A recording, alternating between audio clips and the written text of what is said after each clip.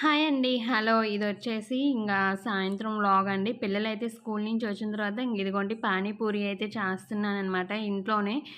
ఈ మధ్య కాలంలో బయటైతే అంతగా తినట్లేదండి. ఎప్పుడైనా తినాలనిపిస్తే ఇలా ఇంట్లోనే అయితే చేసేసుకుంటున్నామనమాట.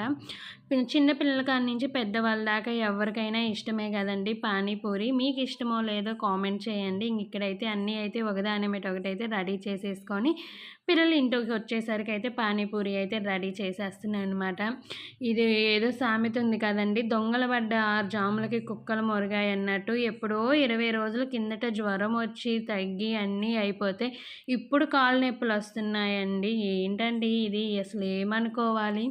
హాస్పిటల్‌కెళ్తేనేమో జ్వరం తగిలిందిగా అందుకేలే కాళ్ళు నొప్పులొస్తున్నాయి అని అంటున్నారు. ఏమైనా సంబంధం ఉందేమో చెప్పండి. జ్వరంలో కూడా రాలేదు. అండి. వీడియో గనక నచ్చినట్టయితే ప్లీజ్ ఒక లైక్, సబ్స్క్రైబ్